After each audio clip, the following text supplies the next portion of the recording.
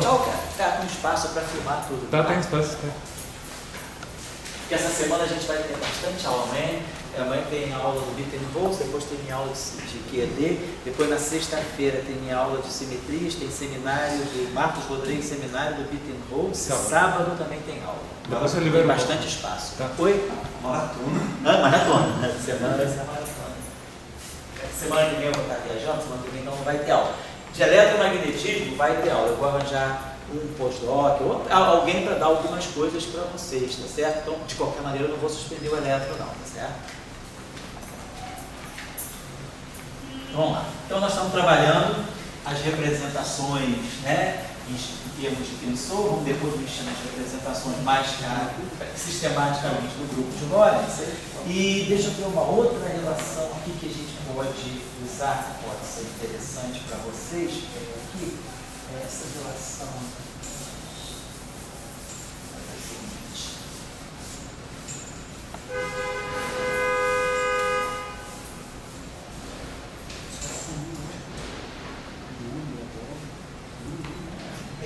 Acho que isso aí, por enquanto, é só a seguinte relação. O que significa autodualidade? Deixa eu colocar aqui essa relação. Autodualidade. Um tensor, para ser autodual, ou seja, ele tem que ser igual ao seu dual. Então, a única possibilidade de um tensor ser igual ao seu dual é no caso do rank 2, porque eu tenho um tensor de rank 2 que, eventualmente, pode ser igual a um tensor de rank 2. É a única propriedade. E aqui não. Você nunca vai poder ver, não vai poder ser igual a Vertil, porque um tem um índice e o outro tem 3 índices. Então, a questão da autodualidade, ela vai sempre ser característica de um espaço com dimensões pares. Por exemplo, se eu tiver um espaço de 2n dimensões,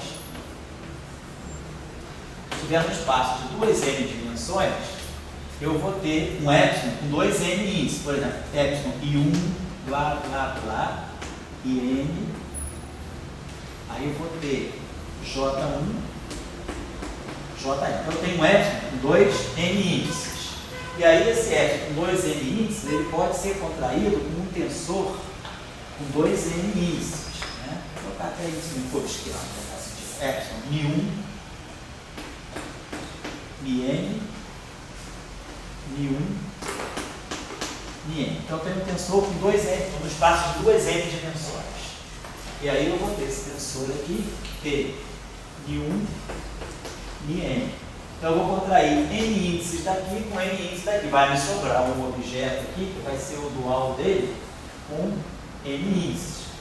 Então, a única possibilidade de ter autodualidade é de ter estar no espaço de dimensões pares. Aí eu posso sempre pegar o tensor que tem o rank igual a metade da dimensão e igualar. Então, no espaço de Minkowski, essa possibilidade só vai acontecer com o tensor de rank 2. Então, digamos que eu tenho um tensor T' que seja igual ao seu dual. Ele é autodual. Então vamos ver quais são Então, se um tensor é de rank 2 e é antissimétrico, né, para ele poder ter dual, ele vai ter que ser contraído com o epsilon. Como o epsilon é antissimétrico, o tensor necessariamente vai ter que ser antissimétrico. Então eu estou falando automaticamente de tensores antissimétricos. Para poder falar de autodualidade só no espaço dos tensores antissimétricos. Os tensores antissimétricos no espaço de Minkowski têm 6 índices. Então, em princípio, eu teria um tensor, uma matriz 4x4, com 6 elementos independentes. É um tensor antissimétrico, né, no espaço quadridimensional. Toda matriz antissimétrica, ela tem diagonal 0. Então, se ela é antissimétrica, aqui vai ser alfa, menos alfa, aqui vai ser delta, aqui vai ser menos beta, aqui vai ser gama, e aqui vai ser menos gama. Aí aqui vai ser, delta, epsilon, menos delta, menos epsilon, menos delta, aqui é 0, tá, 1, 2, 3, delta certo, aqui é 0, então esse delta menos delta, epsilon menos epsilon, e zeta menos zeta. Então, essa matriz aqui é uma matriz antissimétrica. Então, totalmente então, tem 6 parâmetros independentes. Tem 6 parâmetros independentes. A relação de autodualidade está colocando um vínculo a mais. Então, deve reduzir. Então, vamos lá, vamos ver se esse tensor é autodual, então significa que T é igual a 1 meio do epsilon mi kappa lambda T kappa lambda. Isso aqui é o dual. A gente define o dual sempre com aquele 1 sobre n fatorial. Então tá, então significa que esse tensor tem propriedade de autodualidade. Se a gente tomar epsilon 0, 1, vamos pegar epsilon 0 i. Pegar sempre esse tensor. Como ele é antissimétrico, ele só vai ter componentes espaço-temporais ou componentes espaciais distintos. Então ele vai ter T0i. Então aqui eu vou poder ter 1 meio do epsilon 0i. Aí aqui fica kappa lambda, T kappa lambda. Como o epsilon é completamente antissimétrico, aqui já tem um zero. Então esses dois índices, nenhum deles vai poder ser temporal, nenhum deles vai poder ser zero. A única possibilidade é esses dois índices serem espaciais. Então isso aqui vai já me reduzir, vai ficar 1 meio de epsilon 0 i j kappa e j kappa. Agora, o epsilon 0 i j kappa, epsilon 0, 1, 2, 3, ele é menos 1.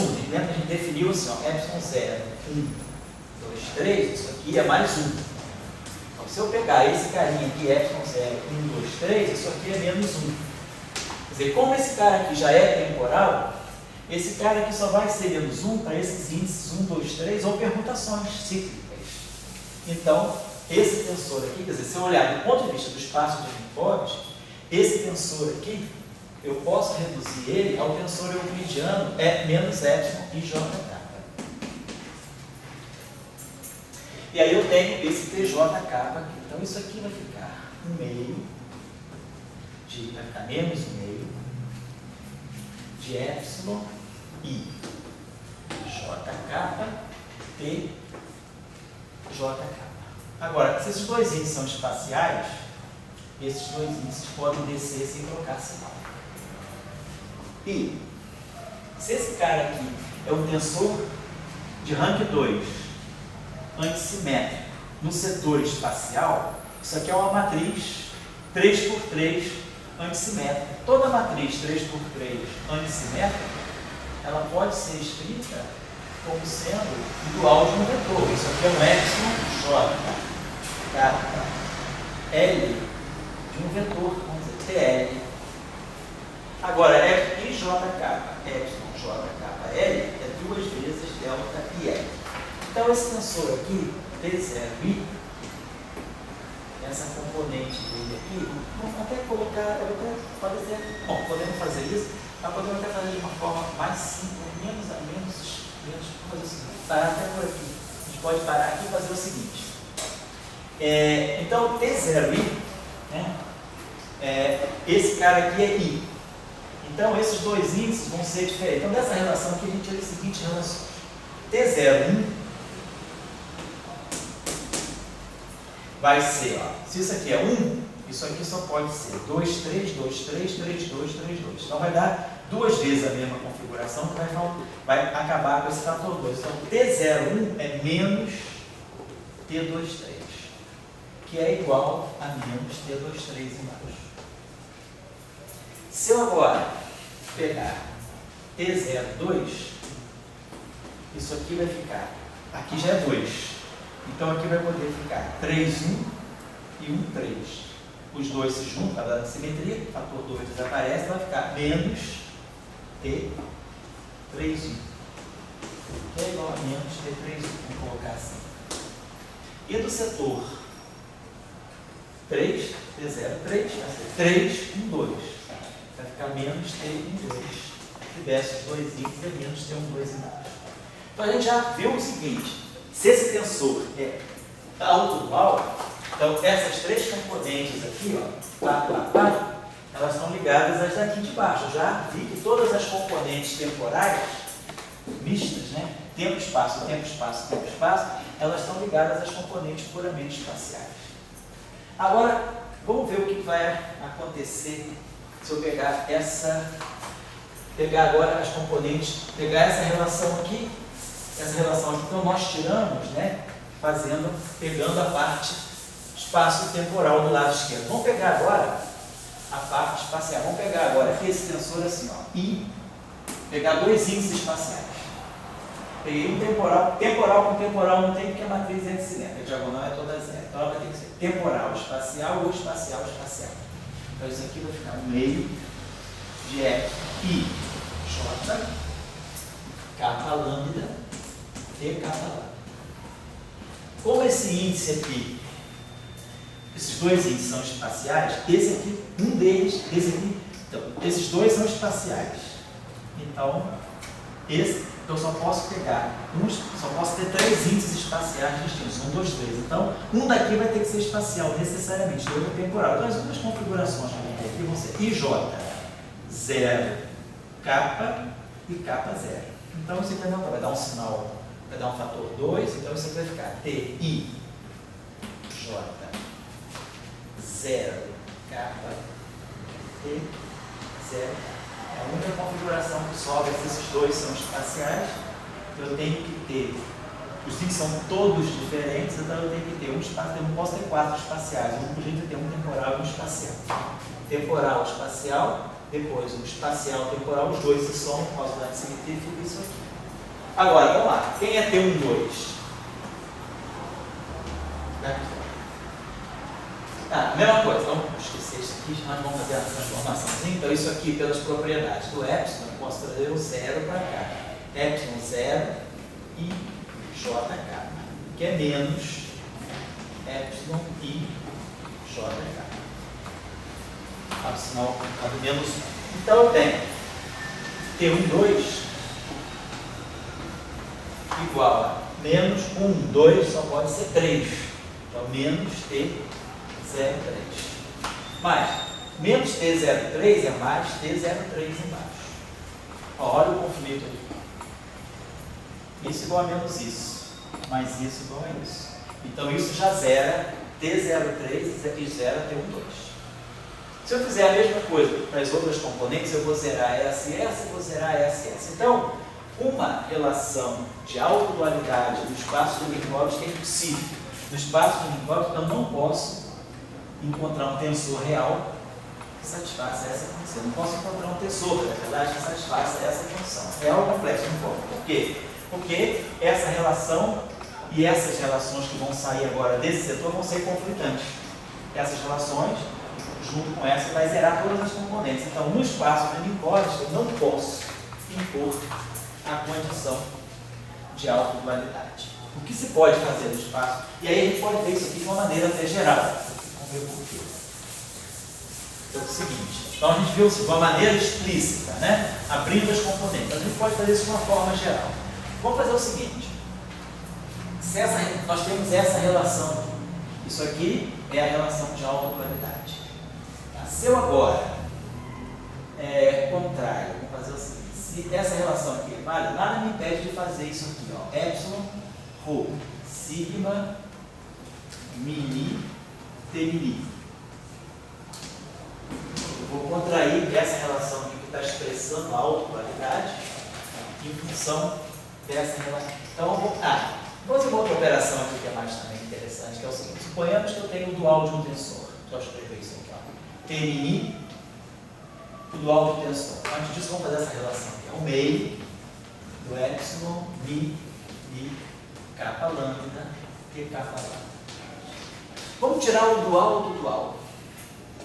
Quem vai ser, quer dizer, se o dual, o T-mini é isso aqui, então quem vai ser o dual do T-mini? Então, vou pegar o dual, que é isso aqui, o dual do T-mini.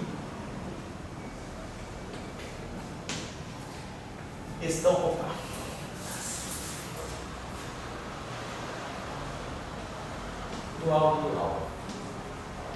Mi é o meio do epsilon, mi alfa beta e dual alfa beta. Isso aqui é o dual. Dual de um tensor é contrair esse tensor com o epsilon que está desse lado. Se eu quiser tirar o dual do dual, eu vou pegar essa mesma relação, mas colocando aqui o dual. Vou pegar o dual, contrai com isso, então o que eu estou tirando é o dual do dual. Então essa operação aí está me dando o dual do dual. Será que o dual do dual eu volto para o tensor antigo? Isso que a gente está vendo. Será que duas vezes o dual eu retorno ao tensor anterior? Então vamos lá, quem é o dual do dual? O dual vai ter mi, no meio do epsilon. Mi, alfa, beta. Mas agora, quem é o dual do T alfa beta? É o meio do epsilon, alfa, beta, kappa, lambda, T kappa lambda. Está claro o que a gente está fazendo, né? Eu tirei o dual do dual. Dual do dual, usando a mesma definição do que é o dual. O dual de qualquer coisa é contrair esse objeto como epsilon. Então, isso aqui, o dual do dual é isso aqui. Mas agora eu uso aqui dentro da definição do dual. E uso agora aquela relação. Epsilon mini alfa beta. Epsilon alfa beta kappa lambda. Então, você vai me dar um fator de quarto. Então, você está me dando T tilde mini igual a 1/4 do epsilon mini alfa beta. E aí, ó, epsilon alfa beta kappa lambda. Isso aqui nós já sabemos, aquelas contrações lá nos tensores de elíptica, no espaço Minkowski, isso aqui vai me dar menos 2 delta de kappa mi, delta de lambda mi, delta de kappa mi, delta de lambda mi, menos delta de kappa mi, delta de lambda mi. Tudo isso vezes T kappa lambda. Estou tirando o dual do dual.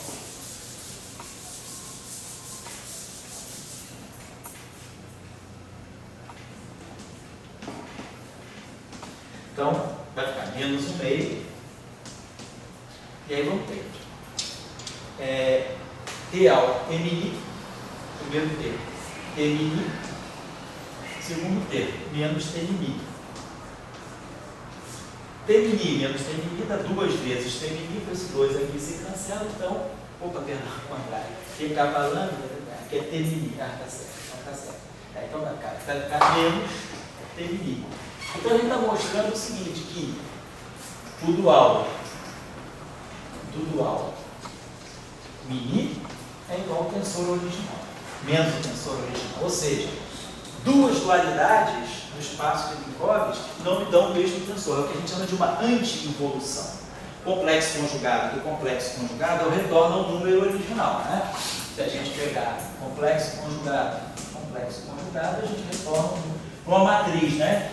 O conjugado hermitiano do conjugado hermitiano é a própria matriz. Para a operação de dualidade, não. O tensor dual 2 vezes me dá menos T, no espaço de Minkowski.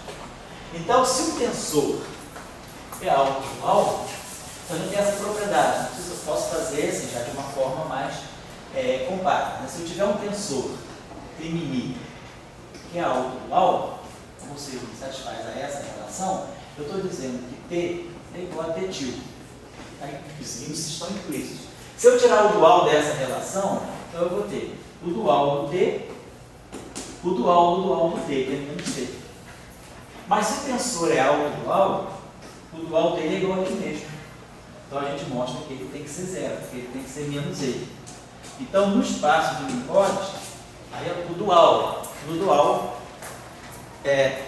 por ser menos o tensor original, a autodualidade ela zera o tensor. Ela é um vínculo muito forte. Dizer que eu tenho um tensor autodual no espaço de Minkowski é zerar o tensor. Se vocês fizerem o mesmo cálculo no espaço euclidiano, não vai ter problema. No espaço euclidiano, a gente pegar no espaço, como você tem 4, que é diferente do Minkowski 4, né? Porque a métrica não é mista, a métrica é toda mais 1. Então, no espaço euclidiano, se eu pegar essa relação epsilon i j kappa l, epsilon kappa l m, eu não vou ter aquele menos 2 aqui, eu vou ter mais 2. Eu vou ter mais 2 delta de ni delta de mj menos delta de mj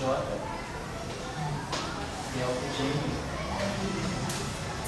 Então, se nós impusermos a relação de autodualidade do espaço euclidiano, o dual do dual, ele é o próprio tensor.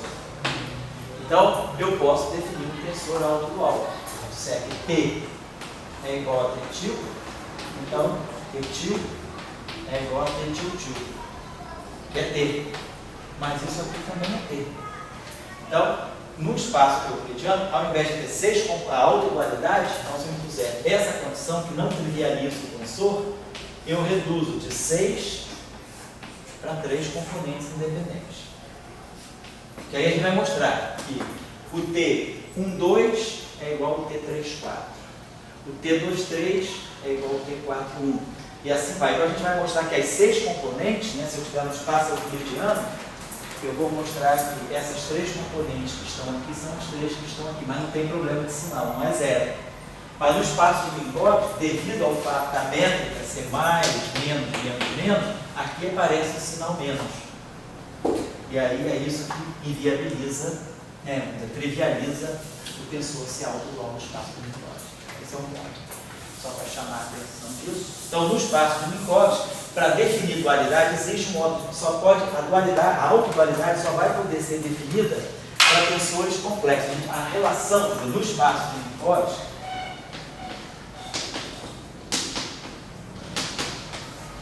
diz o que é um tensor autodual? É aquele tensor complexo, tal que o seu dual é I vezes T. Por que esse I é importante? Pelo seguinte, se eu tirar o dual do dual, então isso aqui vai ficar T tilde igual a I T tilde. Estou impondo essa condição. É isso que eu vou chamar de autodualidade. Então, estou colocando I. Então, estou pensando que o tensor é um tensor complexo. Não tem problema. Se transforma, as transformações de Lorentz são reais, o tensor é complexo. E aí, T tilde no espaço de Minkowski é o T. Então, isso aqui dá I T tilde. Mas T tilde é igual a IT. Então, desculpa, definir menos I. Então, T tilde é igual a menos I T tilde. Mas, então, quando eu tirei o dual. Tirei o dual. Dual do dual é ele mesmo. Então, isso aqui vai ficar menos I T tilde. Mas, T tilde é menos... Oi? Ah, não, esse menos final... Ah, não, tá certo. Aqui é menos. Obrigado, você tem razão. O dual. Então, vou botar aqui, né? Desculpa, fazer assim. É porque eu tinha esquecido desse sinal que você reclamou aí, tá certo. Então, vamos por essa condição. Desculpa a minha confusão. Vamos por essa condição. Tira o dual dessa relação. Vai ficar dual do dual é igual a IT dual. Dual do dual é menos T. Agora, T tilde é IT. Então, vai ficar I2, que é menos 1 T. Então, eu chego à conclusão que menos T é igual a menos T. Então, não trivializa o tensor. Então, essa relação, que é chamada relação de autodualidade, no espaço de Minkowski, ela é possível para o tensor complexo. Aí, então, a gente pode ver o seguinte: se o meu tensor é complexo, eu teria o seguinte: T tilde, que é a parte real, né? Vamos chamar assim. Então, vai ser R tilde, vamos decompor. Então, se o meu tensor é complexo, eu vou dizer T vai ser R mais IS. Então, eu vou decompor o meu tensor de rank 2 numa parte real e numa parte imaginária. Esse tensor aqui é autodual. Então, eu vou pôr que T tilde, dual do T, é dual do R mais I vezes dual do S. Só que eu estou impondo a condição de autodualidade. Então, isso aqui é genérico. Agora, impondo a condição de autodualidade, isso aqui é IT. Que, por sua vez,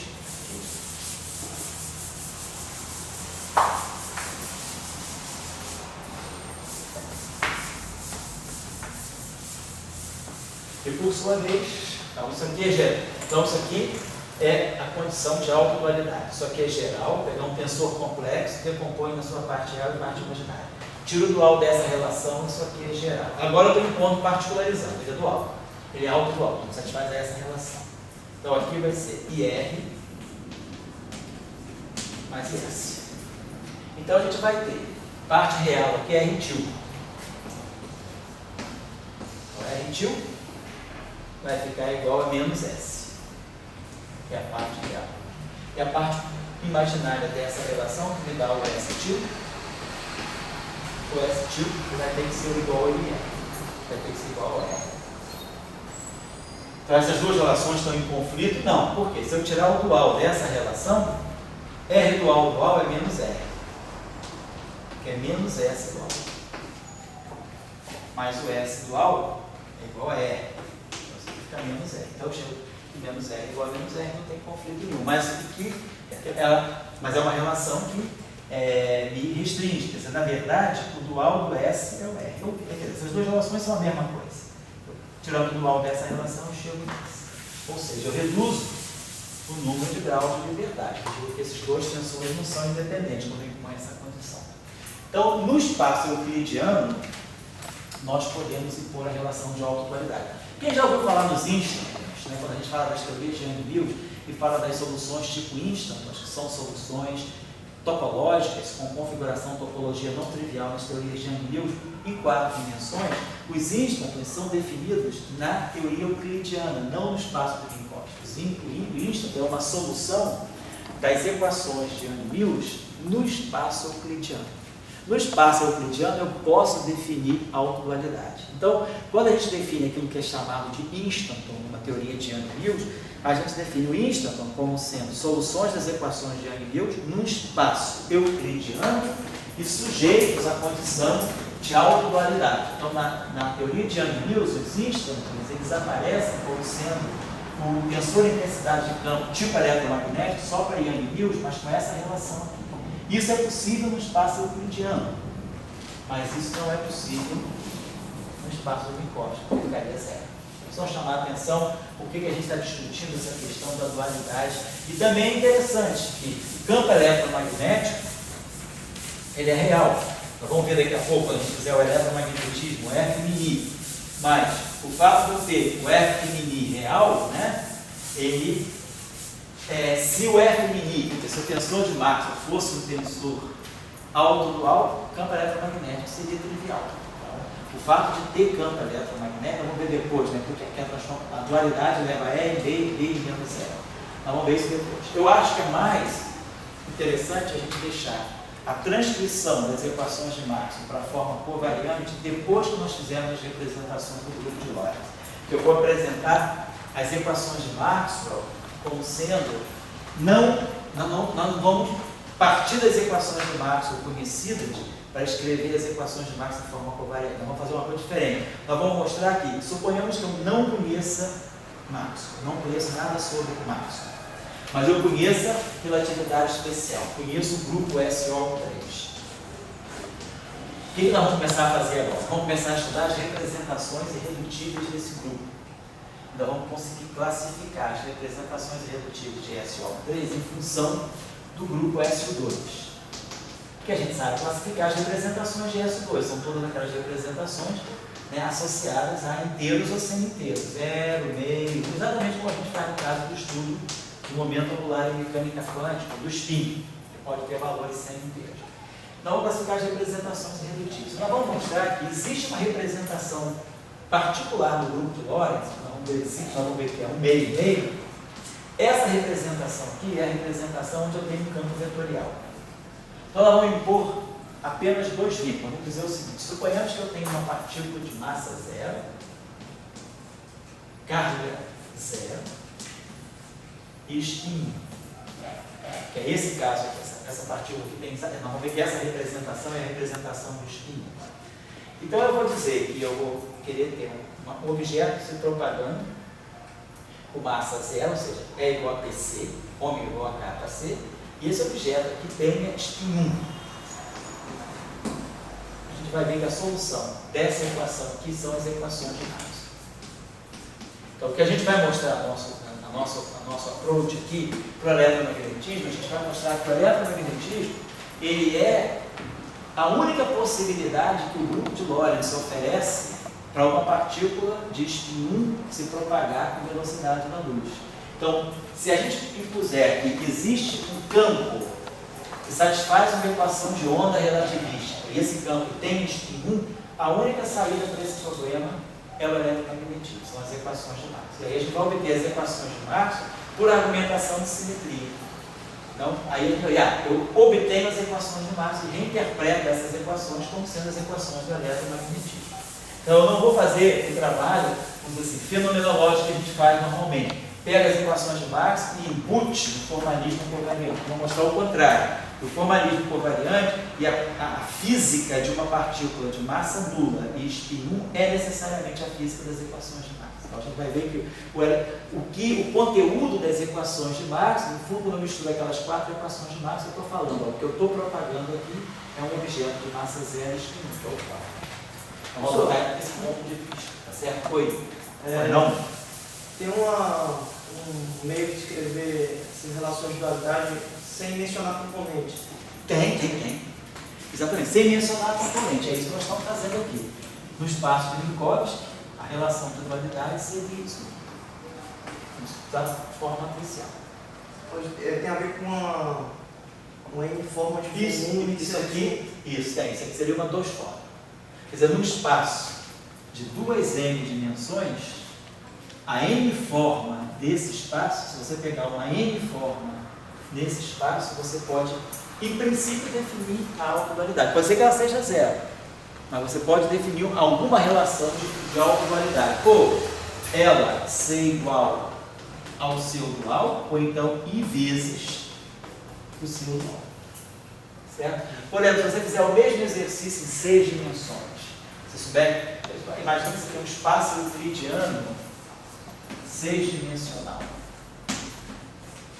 Então, o que vai ser? Vai pegar a autodualidade, só vai poder acontecer. Pelo teu F tem 6 índices. I, J, K, L, N, 6 índices.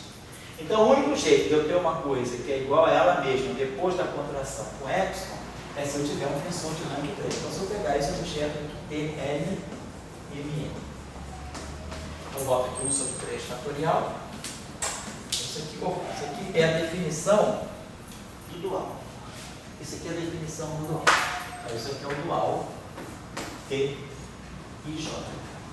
Então, como você falou, Daniel, se eu estou em 6 dimensões, eu posso, vou ver, em princípio, vou tentar ver o que essa relação está me dizendo. Quer dizer, se eu estou em 6 dimensões e digo que T é igual a T-til, já está implícito que esse cara é uma 3 forma e esse cara é uma 3 forma. Então, isso aqui é o statement, independente de componente. Agora a pergunta é, o teste para ver se isso é possível, não trivial, é tirar o dual. Se esse tensor é autodual, isso aqui vai dar T. Agora a pergunta, se eu estou em 6 dimensões euclidianas, o dual do dual é mais ou é menos? Então, em 4 dimensões euclidianas, dá mais. E aí essa relação fica compatível. Mas em 6 dimensões euclidianas vai dar menos. Então, você pode escrever essa relação, mas essa relação aqui em 6 dimensões euclidianas vai dizer que o teu tensor é trivial. Então, a saída que você tem é impor essa relação por uma 3 forma complexa. Tá certo? Mas você pode fazer isso de forma independente da componente. Está falando aqui. Pois não? Essa coisa de 3 formas complexas, de colocar o complexo, isso permitiria passar o Einstein para Minkowski? E passar o Einstein para? É o espaço de Minkowski. Quando você vai passar, se você quiser ver, quer dizer, o Einstein ele só é definido no espaço euclidiano. Não é a rotação de Fick. Tá? Aquele I não vem da rotação de Fick. Se você for para o espaço de Minkowski, a relação, vamos dizer que você está falando, suponha que eu estou no espaço euclidiano. Aí eu imponho a condição de autodualidade. Aí eu faço a rotação de Fick para ir para o espaço, voltar para o espaço de Minkowski. Aquela relação de autodualidade, ela trivializa o tensor. O Einstein, no espaço de Minkowski, ele dá zero. Tá certo? Então, o Einstein ele faz sentido na teoria euclidiana. Tá? Vamos em frente. Aí, então, eu acho que isso aqui está feito. Já falei um pouco sobre a autodualidade. Deixa eu dar uma relação para vocês fazerem. Só uma relação. Suponhamos que eu estou dizendo que o tensor vamos dizer o seguinte, se a gente tiver isso, se eu tiver um tensor de rank 2, T mini, não estou dizendo que ele é autodual, estou dizendo que eu vou fazer essa contração, vou pegar T mi, kappa, e eu vou contrair com o dual dele, T-til, kappa mi. Estou fazendo essa relação. Tensor vezes o seu dual. A gente pode mostrar que isso aqui vai ter uma constante de proporcionalidade que a gente pode calcular. Isso aqui vai dar delta mi i T, cossigma, T tilde, cossigma. Eu queria que vocês mostrassem que essa relação, quer dizer, na verdade, se eu pegar essa matriz T vezes T tilde, elemento mini, essa matriz, na verdade, ela é proporcional à matriz identidade. É como se ela fosse o seguinte, ó, kappa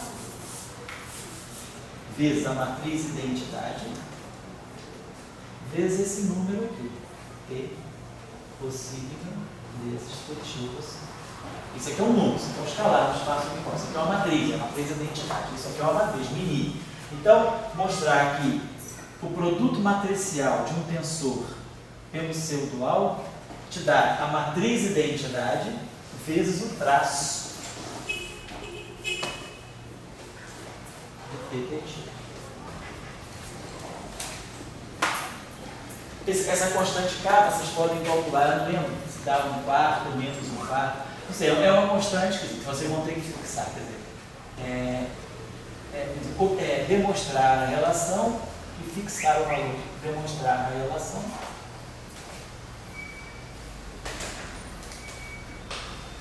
Fixando. Demonstrar a relação, já fixam. É a frasezinha lá do Machado de Assis, né? A cocada você demonstra, se come. Quando você come, você está demonstrando. É isso aí. Você não vai demonstrar, você vai fazer. Quando você faz, já tem a resposta. Ou seja, você, ao comer a cocada, você já demonstrou tudo, né? Então, dê uma olhadinha. Nessa, não é complicado de fazer, é só braçal. Mas não é um braçal longo. Mas é interessante essa relação. Tem um sentido importante, porque a gente está mostrando, na verdade, que esse objeto aqui deveria ser um tensor de Randle, uma matriz, quer dizer, é uma matriz, tem dois índices, no final do dia isso aqui é um mini. Na verdade, essa matriz é nada mais, é a matriz identidade, a menos desse fator. Isso aqui é um número, isso aqui é um número, isso aqui é um escalar. Então, mostrar essa relação, isso aqui é uma tarefa. Então, essa tarefa aqui, ela automaticamente, ao se demonstrar que a relação se fecha dessa forma, vocês vão estar automaticamente calculando o valor de cada, que eu acho que dá alguma coisa por menos 1/4, ou dá 1/4 ou menos 1/4, vamos ver. Beleza, só como exercício. Então, vamos lá. Vamos então começar agora uma nova estrada, que é o estudo detalhado do grupo de Lorentz e suas representações. Né? Vou deixar uma outra tarefa interessante para vocês. Uma outra tarefa que vocês já devem conhecer um pouco lá dos cursos de graduação, que é o seguinte: a gente contar no espaço uniforme, a gente define aquelas três categorias, o cone de luz, e define as três categorias de vetor. Né? Então a gente define o cone de luz, né? C2T2, né? Menos X, né? 2, igual a 0. Esse aqui é o cone de luz, ou seja, é o nosso famoso xmi igual a 0. Ou ds2 igual a 0. Então aqui tem o nosso cone de luz. Então nós temos os vetores tipo tempo, que são os vetores cujo quadrado são maiores do que 0. Temos os chamados vetores nulos, ou tipo luz, e temos os vetores chamados tipo espaço. São essas três categorias de vetor. Tarefa que eu vou pedir para vocês demonstrarem. Vou pegar aqui uma coisa. Vamos pegar um vetor tipo. Vamos pegar um vetor tipo tempo. Então esse vetor aqui é tipo tempo. Vamos supor que ele seja ortogonal a um outro vetor do espaço de uniforme. Vamos dizer que eu tenho Vmi, Wmi é igual a 0. Se um vetor é tipo tempo, será que eu consigo fixar as características de um vetor que seja ortogonal a ele? Será que esse vetor aqui pode ser tipo tempo? Ou pode ser tipo espaço? Ou é tipo luz? Que tipo de vetor? Se um vetor é tipo tempo, os vetores que são ortogonais aí no espaço uniforme, de que categoria são? Vamos pegar essa relação. Essa relação está dizendo V0 W0 mais VI WI é igual a 0. No espaço uniforme nós já sabemos. o V0 embaixo ou o V0 em cima é a mesma coisa. Então isso aqui, W0 pode subir. E a gente, ao definir os vetores euclidianos, a gente associa sempre o vetor euclidiano V, ele vai estar associado aos componentes VI, e o vetor euclidiano W vai estar associado aos componentes na forma contravariante, sempre. Então a gente sobe esse índice aqui, e isso aqui fica negativo. Mas no espaço, agora isso aqui está no espaço euclidiano, no espaço euclidiano isso é o produto escalar, então isso aqui é igual a V escalar W. Então essa relação de ortogonalidade está dizendo isso. Vamos fazer o seguinte, vamos dividir essa relação por, vamos fazer isso, vamos dividir essa relação por módulo de V. Se eu definir, vamos dividir essa relação pelo módulo de V. Seria talvez o ideal fazer isso, né? Por que eles vão fazer isso? Vamos dizer que isso aqui vai ser dividido pelo módulo de V. Então, desculpa, eu vou apagar um instantinho. Vamos fazer o seguinte, vamos elevar essa relação. Ou então vamos pegar o módulo de V0 da V0. Módulo de V0. O módulo do produto é o produto dos módulos. Tá legal? É números, né? Então isso aqui tem que ser igual ao módulo de V escalar. Mas pela chamada desigualdade de Schwartz, né, a gente sabe que o módulo do produto escalar é menor ou igual que o módulo de V vezes o módulo de W. Porque aqui tem um cosseno. Módulo de V escalar W é módulo de V, módulo de W vezes o módulo do cosseno do ângulo entre eles. Como o cosseno do ângulo entre eles é sempre menor do que 1, então esse número aqui é sempre menor ou igual a esse aqui, porque tem um cosseno que a gente está tirando aqui. Então isso aqui é chamado de desigualdade de Schwartz. Mas agora eu posso pegar essa relação, então eu tenho isso aqui. Se esse vetor, então tem lá, V0, módulo de V0 dado 0, pela desigualdade de Schwartz, isso aqui é menor ou igual a módulo de V vezes módulo de W. Aí agora, esse vetor aqui é tipo tempo. Então isso significa que V0 ao quadrado é igual a módulo de V ao quadrado. Ele é maior. Ele tipo tempo. V0 ao quadrado menos V2 é maior do que 0. Então, esse quadrado aqui, todo número ao quadrado é igual ao seu módulo ao quadrado.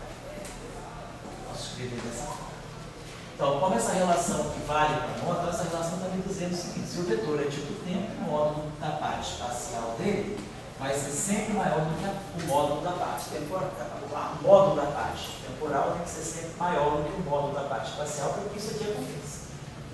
Então, nessa relação aqui, eu posso, vamos dizer, dividir tudo por módulo de V. Ou então posso dividir tudo por módulo de V0.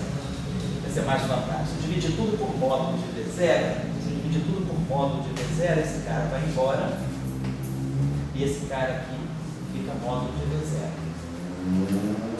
Mas, se esse vetor aqui é tipo tempo, esse número que está aqui é maior do que esse. Então, esse número aqui é sempre menor do que 1. Então, essa relação.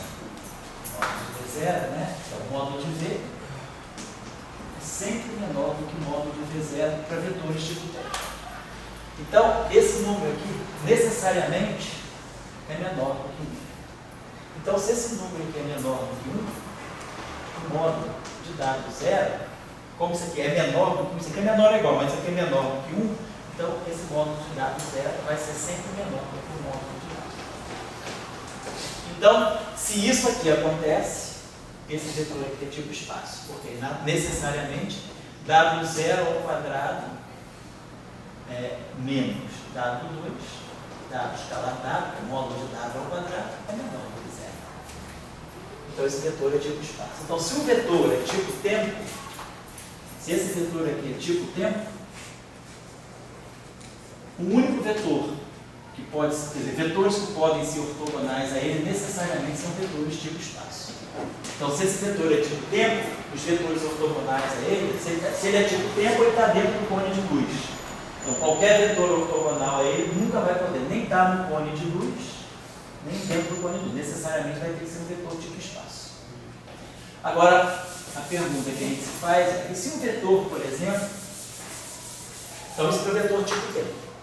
Se eu pegar um vetor tipo espaço, ou tipo luz, um vetor nulo, se Vmi é igual a zero, e aí eu tenho que Vmi, Wmi também é zero. Então, se o vetor é tipo luz, ou nulo, qualquer vetor ortogonal a ele, de que categoria deve ser? Então, a tarefa vai ser, como nós fizemos o protótipo, né, do caso, são casos para vocês verem como proceder usando a desigualdade de Schwarz para fazer em geral. Se um vetor é tipo tempo, qualquer vetor ortogonal a ele vai ser tipo espaço. Agora a pergunta, se um vetor é tipo luz ou nulo, qualquer vetor ortogonal a ele, qual é a categoria? Então W é, qual é a, vamos dizer, colocação de W frente ao cone de luz.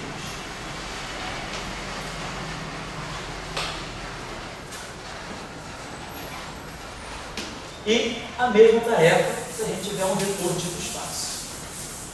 Então, será que um vetor tipo espaço pode ser ortogonal a outro vetor tipo espaço ou tipo luz? Então essa é a colocação de W frente ao cone de luz. Isso nesse caso. No caso do V ser tipo 2. Então, analogamente, tarefa semelhante, analogamente, se V é tipo espaço. Então, se o vetor é tipo espaço, um vetor ortogonal a ele, de que categoria deve ser? Então, fazer isso para esse caso, tipo luz, ou tipo espaço. Tentei fazer esse exercício, só um exercício de aquecimento, né? Para ver a estrutura do espaço, a estrutura do cone de luz, como é que é.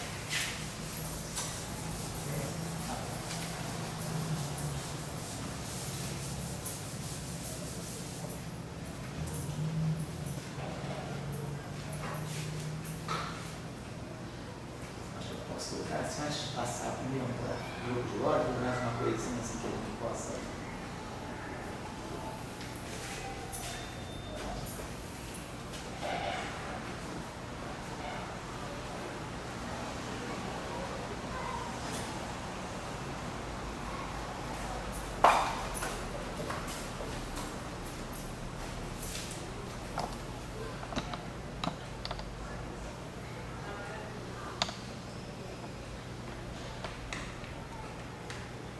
Qual é a tarefa aí?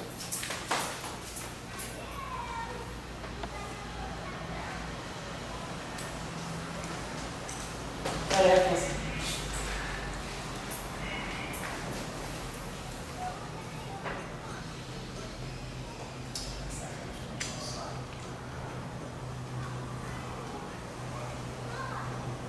Vamos dizer o seguinte, vamos dizer que eu tenho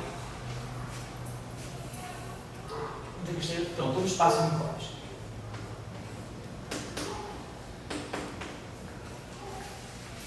No espaço de Minkowski, eu vou dizer, tem um vetor que eu vou chamar de V.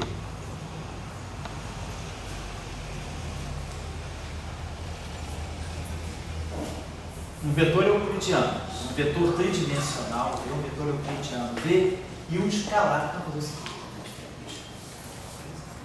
Quer dizer, eu tenho um escalar S e tenho um vetor Z. Todo espaço tridimensional. Tem um vetor e um escalar. Isso são campos, né? Ou seja, campos de natureza. Tem um campo escalar S de TX e um campo vetorial C de TX. O que significa ser escalar? Significa, do ponto de vista das rotações, é um escalar de rotação e esse aqui é um vetor de rotação. Do ponto de vista das rotações, não no sentido de Lorentz. Isso aqui é um escalar no espaço euclidiano, isso aqui é um vetor no espaço euclidiano. Claro, o espaço, o L3, né? Vou colocar assim, o L3 é o setor temporal do espaço de Minkowski, perdão, setor espacial. Tem 3 dimensões espaciais, eu tenho o tempo e as 3 dimensões euclidianas, que estão aqui nesse espaço. Beleza. Quando eu tenho as seguintes equações, eu tenho a seguinte equação.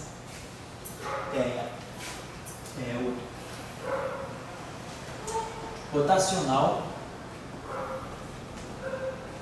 do vetor z é igual a um vetor j.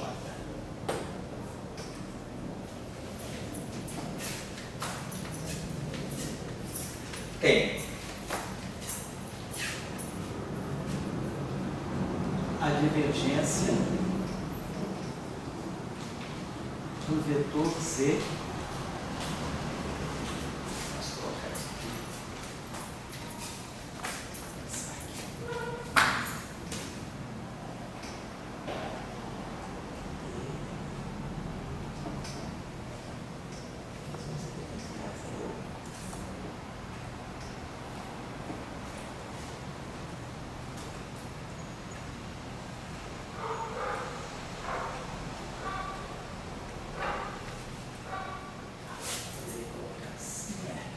Divergência do vetor z sendo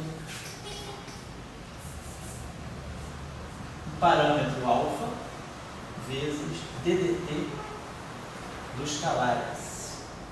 Portanto, 2 campos, um campo escalar e um campo vetorial ligados por essa relação aí. Eu vou ter, claro, estou dando, cara, o z é um campo vetorial. Então, um campo vetorial ele tem que ser determinado pelo seu rotacional e pela sua divergência. Duas informações agora. O campo S é um campo escalar. Então, um campo escalar, eu tenho que dar uma informação apenas sobre o gradiente dele. Vamos ver, o escalar S ele tem um gradiente. E quais são as fontes do gradiente de S? Vamos dizer, vai ser, como isso aqui é um vetor, eu posso colocar aqui beta vezes a derivada temporal do vetor Z.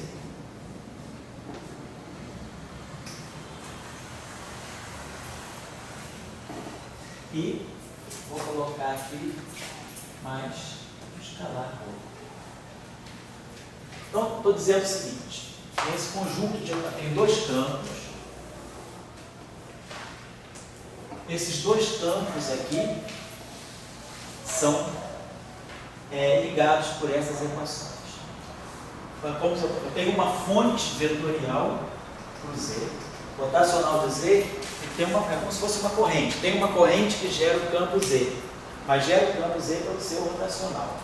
Essa relação aqui é uma relação que liga, né, a divergência do campo Z com a derivada temporal do campo S. É como se eu tivesse algo tipo a lei de Faraday-Lentz. A divergência de um campo e a derivada tempo contrário. Faraday-Lentz é para o rotacional, aqui eu tenho justamente o contrário. Na eletrodinâmica normal, nós temos divergência do campo elétrico vindo de uma fonte. E o rotacional do campo elétrico ligado à derivada temporal do campo magnético. Aqui eu tenho uma coisa contrária. E depois nós temos, né, uma relação que é o campo, esse campo aqui, ele tem 2 fontes, que é uma derivada temporal, tipo a corrente de deslocamento. E aqui, essa fonte escalar. Desculpa, perdão. Então deixa eu fazer uma coisinha aqui. Não deve ser fazer. Esse gradiente aqui não pode ser um escalar, perdão. Então, se esse cara, então vamos botar essa corrente J aqui. Vamos dizer que a gente tem aqui isso. Isso. E aqui eu vou colocar uma corrente. Vamos botar. Não, vou botar uma outra corrente. Vou botar J aqui e K. Eu não tenho densidade escalar. Eu tenho 2 correntes. Então eu tenho uma corrente que é fonte para o rotacional de J e uma corrente K. Não vamos chamar de K, não, porque na hora de fazer a transformada de Fourier, vamos chamar essa corrente aqui de J, vamos chamar essa corrente de J maiúsculo. Tem 2 correntes, uma J e uma J. Então essa corrente é fonte para esse cara, e essa corrente, no caso estático, é fonte para esse. E no caso dependente do tempo, justamente o Z e o S são ligados pela dependência temporal do campo, essa relação de dependência temporal. Então eu tenho esse conjunto de equações. Tarefa é a seguinte: fixar os parâmetros alfa e beta para que esse sistema seja relativístico. E da maneira que ele está, não dá para ver se ele é relativístico. Está vendo o sistema assim. Então, a pergunta é, o esforço na tarefa é: 1. Fixar alfa e beta de tal forma que o sistema seja relativista. Para ser relativista, eu tenho que tirar daí ondas que se propagam com a velocidade da luz. Pelo menos isso.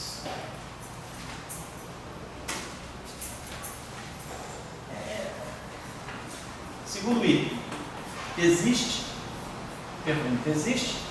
uma relação, uma equação de continuidade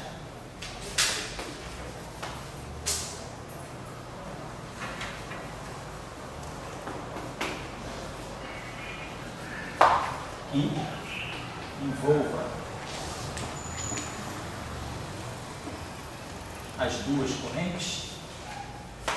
No caso do eletromagnetismo, as duas fontes são ligadas por uma equação de continuidade, ρ dt e divergência de J igual a zero. Aqui eu não tenho mais densidade escalar, eu tenho apenas correntes vetoriais. A pergunta é: será que tem alguma relação de continuidade desse sistema? E a terceira relação é, aí que é o esforço para a gente, vamos dizer assim, de uma certa maneira, aplicar o que a gente estudou nessa primeira parte aqui do curso de espaço de Minkowski, que é reescrever o sistema, né? Então, reescrever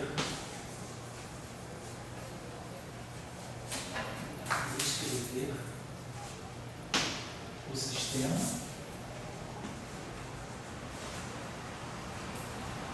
em forma covariante. Forma covariante, né? Do ponto de vista. Isso aqui é claro, isso aí é covariante do ponto de vista das rotações espaciais, mas covariante do ponto de vista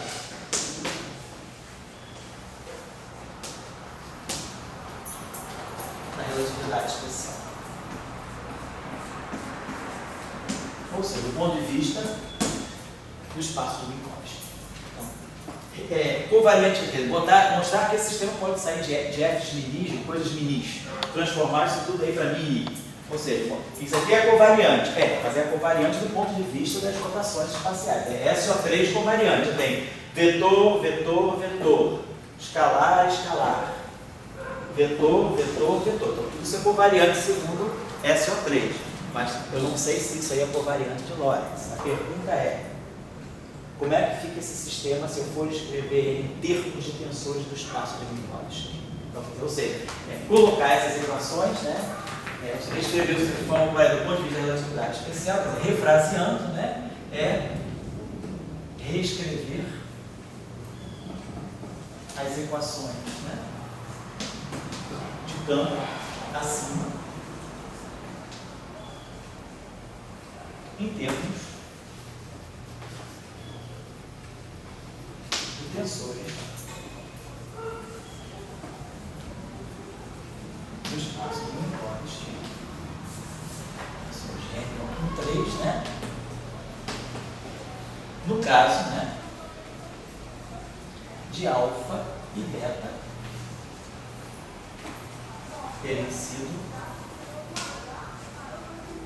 fixados pela invariância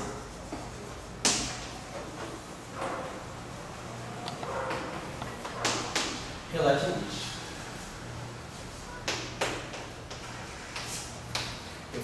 Primeira parte, eu vou mostrar que eu posso, dependendo de alfa e beta, escolhendo alfa e beta, eu posso ter uma relação, eu posso ter ondas, né, se propagando aí com a velocidade da luz, ou seja, eu tenho uma invariância relativista, alguma coisa que se propaga com a velocidade da luz. Se o sistema é relativístico, então eu posso reescrever ele no espaço de Minkowski. Então esse é o esforço desse exercício aí. Isso aí vai dar a vocês um pouco esse feeling, né, de como modelar, quer dizer, como trabalhar as grandezas para incorporar numa formulação de um hipótese. É só a moral desse exercício é essa aí.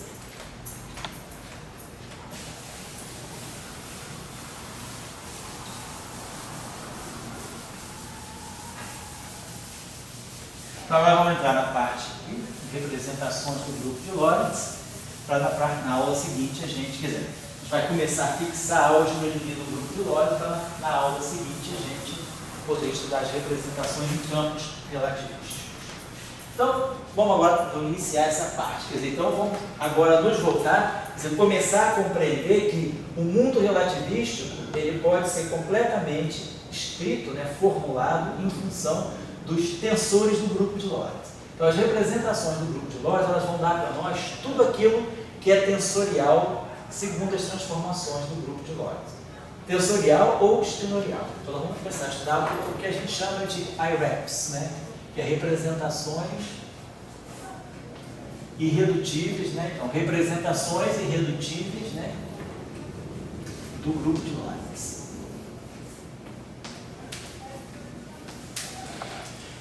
Da mesma forma como nós procedemos, né, no estudo dos grupos de rotação, a primeira coisa que a gente tem que fazer é explicitar quem é a álgebra de Lie do grupo. Então, a gente vai ter que explicitar, quer dizer, no fundo isso aqui é o primeiro passo, né? Quer dizer, então a etapa 1, né? A tarefa 1.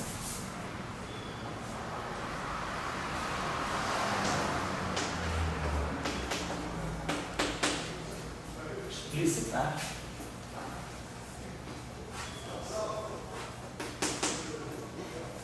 a álgebra de Lie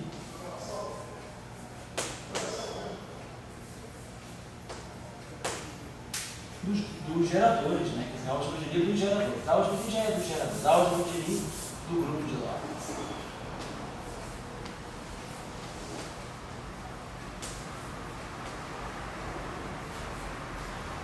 Para isso, nós vamos mudar um pouquinho só a convenção. Nós tínhamos feito o seguinte, aqui no início, quando nós trabalhamos as transformações de Lorentz, nós tínhamos dito o seguinte: no setor dos vetores, no setor vetorial e tensorial, as matrizes lambda do grupo de Lorentz nós tínhamos colocado dessa forma assim, exponencial de ômega. E tínhamos colocado assim, vimos que isso aqui podia sempre ser escrito desse modo, meio do ômega mini sigma mini, os geradores e os parâmetros. Tínhamos feito isso. Agora, vamos fazer o seguinte, só para poder comparar melhor com o grupo de rotação, nada me impede. Quando eu tinha feito isso, nós tínhamos visto que os elementos de matriz do sigma mini eram esses aqui, ó, sigma mini, capa lambda, era para nós menos delta de capa mi, eta de mi lambda. Menos eta de mi lambda, delta de capa m.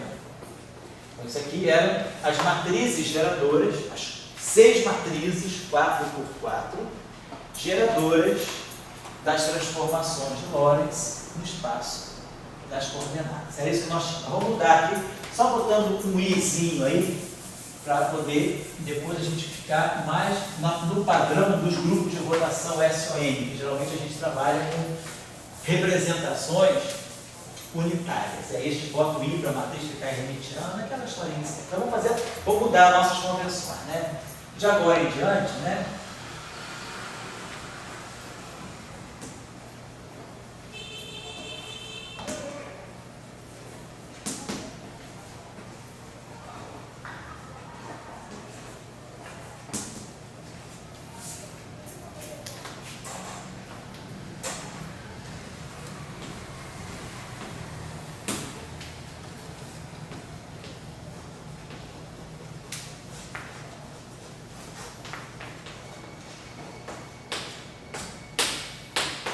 Parametrização.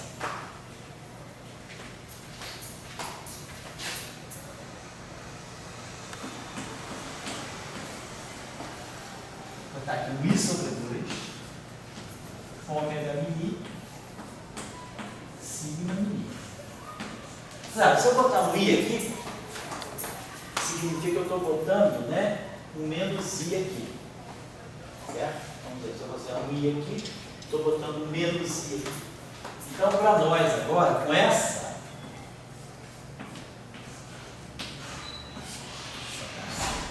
capa lambda,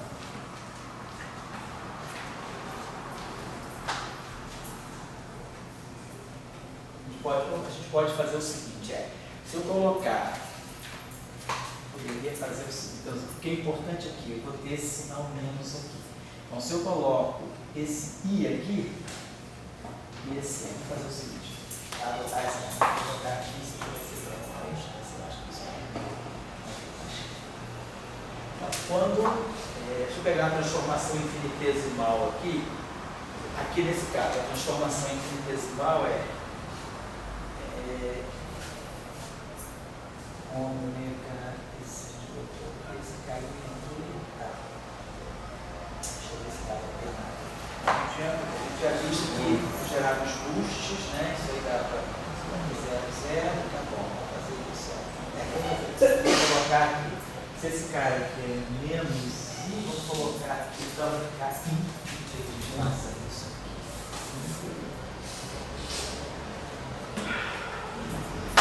A transformação tem a seguinte, x de i,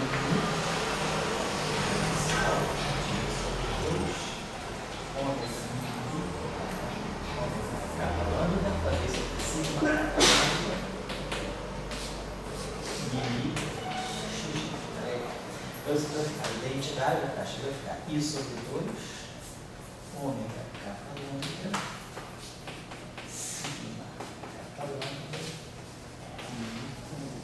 x. Então, se eu colocar isso aqui, menos I, delta de I, então, vou botar menos I aqui, vamos adotar isso aqui.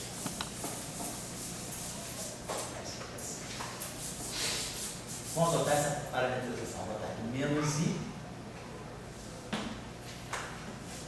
delta de capa mi,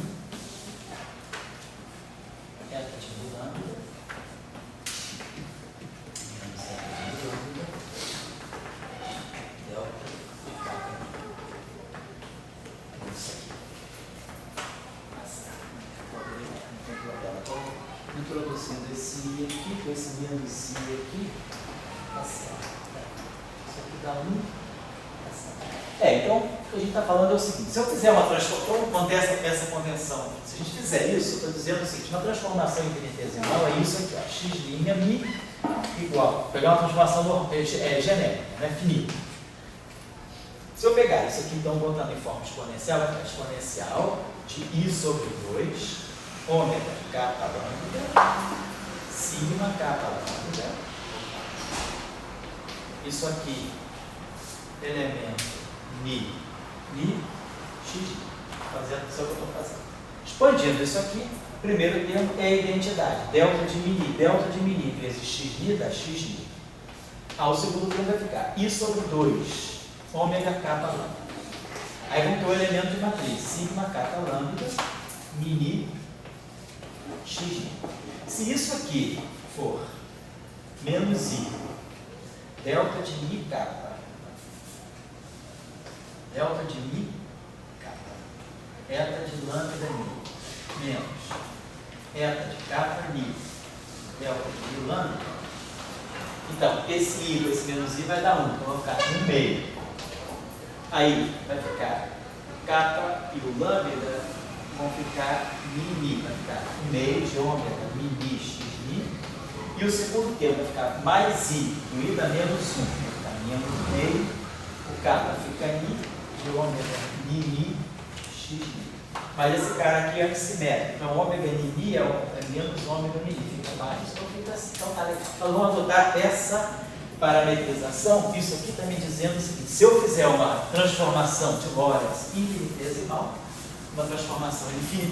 com essa convenção aqui, o delta x' simplesmente é ômega mi, x, isso eu estou adotando. Então, eu vou adotar essa parametrização. Não tem problema, porque simplesmente eu estou multiplicando todos os geradores de uma constante. Porque, no fundo, se eu colocar um i aqui e colocar um menos i aqui, eu não altero. Então, colocar um menos i aqui significa que esse cara aqui vai ficar, vou multiplicar isso aqui por menos i, ou seja, isso aqui vai ficar i. No fundo, eu estou multiplicando, deveria ser um i, mas eu estou multiplicando todo mundo por um sinal. Se eu multiplicar todos os geradores por um sinal, não vai ter problema na álgebra. A gente vai simplesmente dizer que eu estou querendo transformar, a minha transformação infinitesimal vai dessa forma. Então não tem problema nenhum. Se eu fizer tudo isso desse modo, vai dar tudo ok. Eu estou só escolhendo colocar esse i aqui para ficar mais próximo da parametrização que a gente dá para os grupos SON. E para o caso dos grupos SON, a gente faz exatamente isso, exponencial de i sobre 2, aí não tem índice em cima e embaixo, porque o espaço é euclidiano, epsilon, vamos dizer, ômega kappa L, sigma kappa L. E aqui a gente coloca o menos i. Então a gente está fazendo a mesma coisa, né? Mas algo muito próximo do espaço euclidiano. Deixa eu apagar isso aqui. Então eu botei esse i, esse menos i. Então a tarefa 1 vai ser explicitar a álgebra. Então, antes de explicitar a álgebra, nós estamos dando essa formulação aí para os geradores. Tá? Deixa eu apagar isso aqui. Então, os nossos geradores têm essa forma aqui. Então, nós colocamos esse menos i aqui. Tá tudo ok. Então, vamos fazer isso aqui, para poder ficar com essa expressão aqui da transformação infinitesimal. Tá certo. Então, eu boto i menos i, tá certo? Isso aqui. Então, bom. Então, a gente sabe quem são os elementos de matriz desse gerador. O que é a álgebra de Lie, Júlio?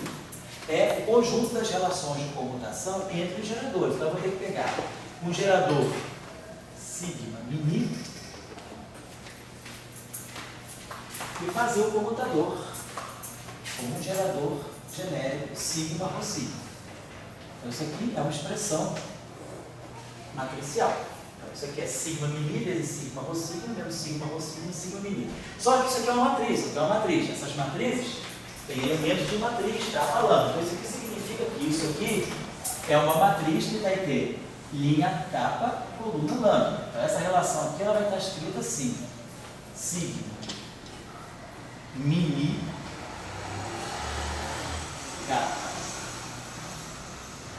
Capa, lambda, capa xi, botar xi no fio para voltinha. Vou botar capa rho, então, para ter um rho aqui, mini capa lambda, rho, vou botar alfa beta, alfa, sigma, rho sigma, alfa, lambda. Então esse aqui é esse produto. Sigma, mini, capa, alfa. Estou fazendo o produto matricial, linha, coluna, menos, claro, a mesma coisa, só que trocando essa com essa. Então, mesmo, não precisa nem refazer o cálculo, a mesma expressão, estou trocando mi com ni, e mi com rho, não, e trocando mi com si. Então, a mesma expressão vai ficar sigma, rho sigma, capa alfa, sigma, mini, alfa lambda. Então, computação no primeiro tempo. Então, quem é isso aqui? Então, isso aqui é essa matriz aqui. Tá certo. Agora, isso aqui nós conhecemos. Ó. Isso aqui está dando menos i do primeiro elemento, menos i do segundo. Então, vamos fazer só isso aqui, porque isso aqui vai ser, né? Então, isso aqui vai ficar menos i. O menos i dá menos 1. Então, vai ficar menos. Aí, vamos ter delta de capa mi, eta de mi alfa, menos eta de mi alfa, delta de capa mi. É o primeiro elemento de matriz. Isso, agora vezes isso. Delta de alfa rho, eta de sigma lambda.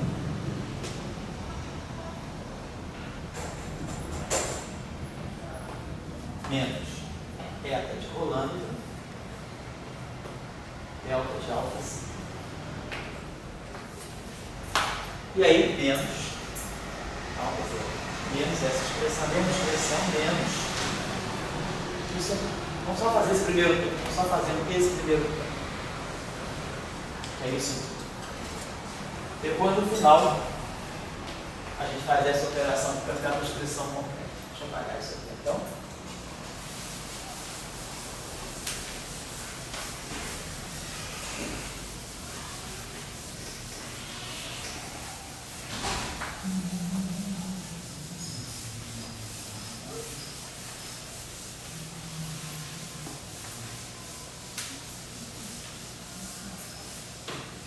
Vamos lá. Fazer esse produtinho aqui. Então. Primeiro termo aqui. Então, fazer só o primeiro termo. Eta, vou ter um sinal menos. Então, kappa mi, eta de alfa. Esse delta, isso aqui vai produzir, ó. Esse alfa vai virar rho. Então vai ficar delta de kappa mi.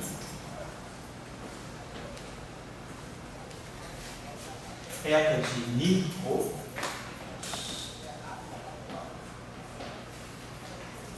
E eta de sigma lambda. Então esse termo aqui. Depois esse com esse. Vai dar um sinal mais. Mais delta de kappa mi. Eta de mi alfa. Agora, só que esse alfa fica sigma. Então eta de mi sigma.